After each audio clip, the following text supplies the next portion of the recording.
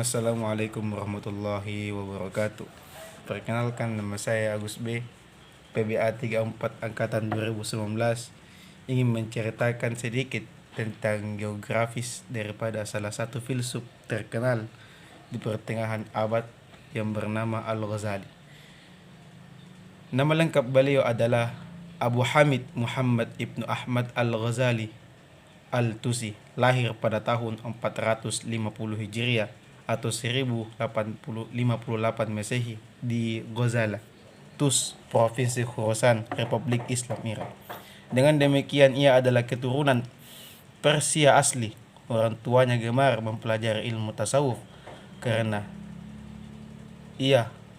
orang tuanya hanya mau makan dari hasil usaha tangannya sendiri dan menenun wol.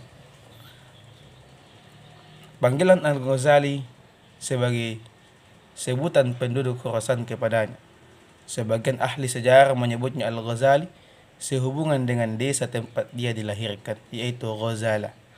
Al-Ghazali belajar di Tus, Jurjan, dan Naisabur. Sampai usia 20 tahun, ia menuntut ilmu di kota kabupatennya, Tus, dari kedua gurunya, Rozakani bin Muhammad dan Yusuf al-Nazzat, seorang sufian terkenal pada tahun 479 Hijriah. Ia menimba ilmunya Abu Nasr al-Ismaili di Jurjan dan akhirnya ia masuk ke sekolah Nizhamiyah di Naisabur yang dipimpin oleh Juwaini, yaitu Imam Al-Quramain. Selanjutnya ia bermukim di Muaskar, komplek tentara selama 5 tahun, dan di Baghdad selama 5 tahun berikutnya.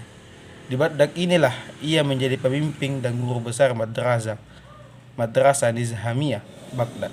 Ia berusaha keras mempelajari filsafat dan menunjukkan pemahamannya tentang filsafat dengan menulis buku Maqasid al-Falasafiyah tentang pemahaman para filsuf, tentu menurut pemahaman Al-Ghazali. Kemudian menunjukkan kemampuannya mengkritik argumen-argumen para filsuf dengan tulisan Tahafut al-Falasafiyah, ketidakkonsistenan para filsuf, dalam rangka memberikan kesan tentang kelemahan dan kekacauan pemikiran para filsuf muslim.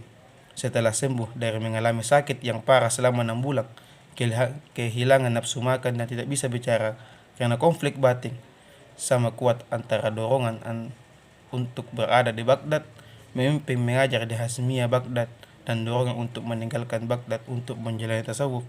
Ia berhasil menjalani kehidupan tasawuf selama 10 tahun di Damaskus, Yerusalem, Mekkah, Madinah, dan Tus, sehingga mengajar lagi di Naisabur selama 2 tahun.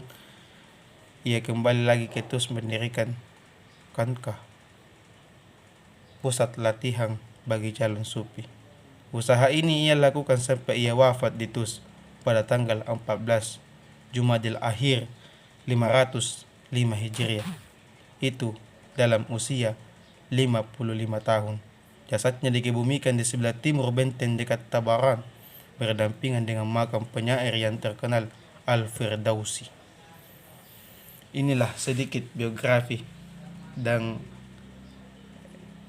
pemikiran tentang Al-Ghazali dan apa-apa yang ditimba dalam kehidupannya dalam menimba ilmu filsafat dan ilmu tasawuf. Sekian, Assalamualaikum warahmatullahi wabarakatuh.